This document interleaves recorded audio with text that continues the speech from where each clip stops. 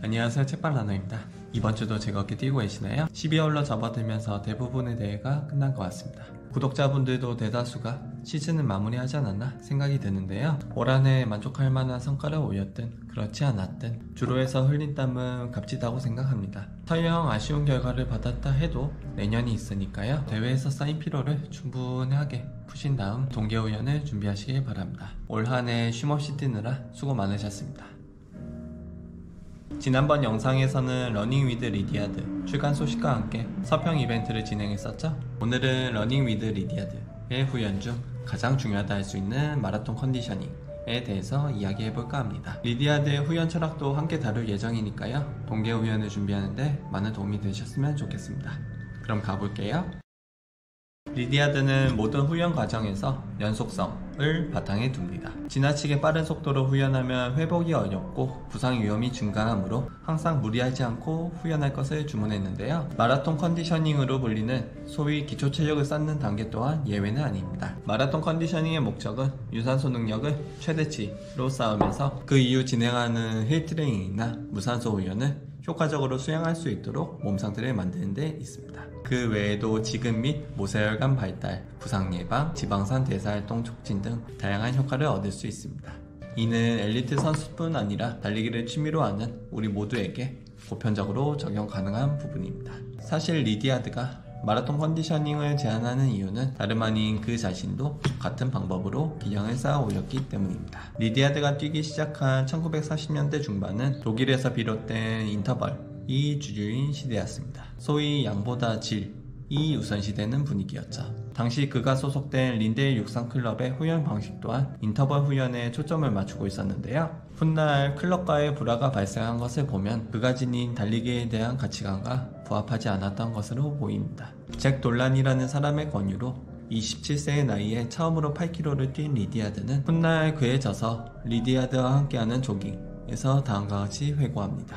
내 심박수가 급격히 오르는 게 느껴졌다. 나는 숨을 거세게 들이마시고 내뱉느라 정신이 없었다. 폐와 목이 타들어간 듯한 느낌이 들었고 다리가 고무가 된 것 마냥 지면에 찰싹 달라붙어 떨어지지 않았다. 달리기로 인한 신체 변화를 온몸의 감각으로 느꼈으며 끝까지 뛰기 위해 안간힘을 써야 했다. 이날 이후 스스로의 체력 부족을 걱정한 리디아드는 다시는 그 같은 기분을 느끼지 않겠다고 다짐하면서 밖으로 나가 달리기 시작합니다. 장거리 달리기를 꾸준히 하면 체력을 키울 수 있겠다 생각한 그는 몸에 무리가 안 가는 속도로 뛰면서 빠르게 거리를 늘려갑니다. 당시에는 일주일에 50km 이상 뛰면 심장이 좋지 않다고 말한 시기였으나 그럼에도 그는 밤낮을 가리지 않고 후연하면서 일주일에 약 250km까지 뜁니다. 인터벌과는 대비를 이루는 질보다는 양을 우선시하는 방식이었습니다. 그렇게 리디아드는 9년이라는 시간 동안 길이에서 총 5만 km를 달리면서 스스로의 러닝 철학을 갈고 닦습니다. 그렇다면 리디아드가 제안하는 후연량은 어느 정도일까요? 그것은 바로 주 160km입니다. 어마어마하죠? 마스터스 중에서 이 정도 거리를 뛸만한 선수로는 로버트 허드슨님, 박현준님, 이병돈님, 유문진님, 김수용님 등 정말 손에 꼽을 정도인 것 같은데요. 마스터스 상위권에서도 정말 극소수인 만큼 우리 같은 일반 러너들한테는 정말 해당 사항이 없는 너무나 먼 이야기 아니냐 그렇게 생각할 수도 있을 것 같아요. 하지만 다행입니다. 낙담하지 않으셔도 됩니다. 리디아드의 제자 중 한 명인 한시즘의 노부야는 그에 져서 리디아드 러닝 트레이닝에서 다음과 같이 말합니다. 리디아드 선생님은 1970년대부터 거리 단위에서 시간 단위로 후연을 전환했습니다.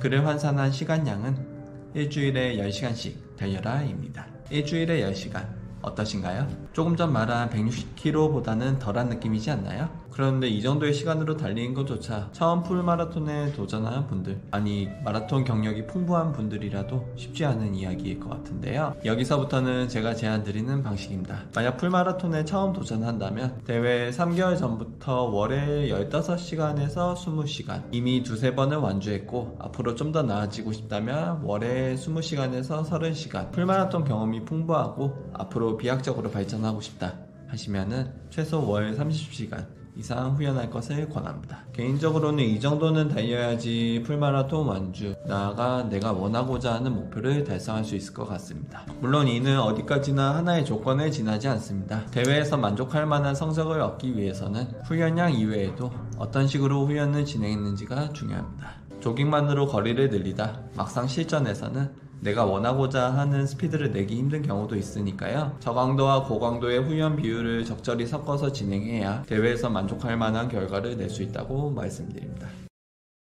마라톤 컨디셔닝의 핵심은 유산소 능력을 끌어올려 내 역치 수준을 향상시키는 데 있습니다. 유산소 능력을 높일수록 몸이 튼튼해지고 그에 따라 빠른 페이스를 유지할 수 있기 때문인데요. 책에서 말하는 유산소 최대 안정 상태를 점진적으로 높여간다면 내가 원하고자 하는 페이스로 달리게 되며 이는 곧 기록 향상으로 이어지게 되겠습니다. 그렇다면 리디아드가 말하는 유산소 최대 안정 상태란 어떤 페이스를 기준으로 할까요? 책에서는 후연을 마치고 난 후 기분 좋은 피로감에 마음만 먹으면 다음날에도 뛸 수 있을 정도의 운동 강도라 했습니다. 어떠한 느낌인지 알 것 같지만 무언가 기준이 될 만한 자료가 있으면 더 좋겠다 싶었는데요. 여러 자료를 찾아본 결과 노르웨이의 운동 생리학자 스티븐 세일러의 양극화 모델에서 그 근거를 찾을 수 있었습니다. 스티븐 세일러 박사는 두 개의 측정 가능한 포인트를 기준으로 일반적으로 알려진 존 5의 운동 영역을 존 3로 나눕니다. 첫 번째로 혈중 젖산 농도를 4mm를 경계로 한 무산소 역치,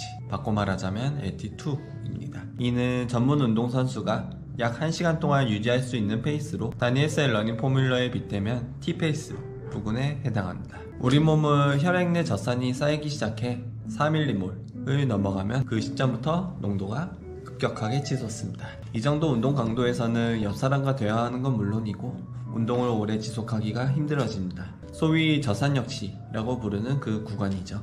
일본의 운동 생리학자 하타 히데오는 그에 져서 젖산을 활용한 스포츠 트레이닝에서 LT2의 운동 강도는 10km에서 하프마라톤 페이스에 해당한다고 말합니다. 반면 LT1은 혈중 젖산 농도 2mm를 경계로 한 유산소 역치로 상대적으로 훨씬 뛰기 편한 운동 강도입니다. 후연을 많이 쌓았다면 옆 사람과 이야기 나눌 정도의 수준으로 이 상태에서는 몇 시간이고 운동 시간을 지속할 수 있다고 하는데요. 앞서 언급한 젖산을 활용한 트레이닝에서는 LT1이 풀마라톤 페이스에 해당한다고 합니다. 우리 몸의 젖산 농도는 평상시 1에서 1.5mm몰 또는 2mm몰을 유지한다고 하는데 LT1 이상의 강도에서 운동을 진행하면 혈액 내 젖산 농도가 2mm몰을 넘어서 서서히 증가하게 됩니다. 더 밝아진 것 같은데?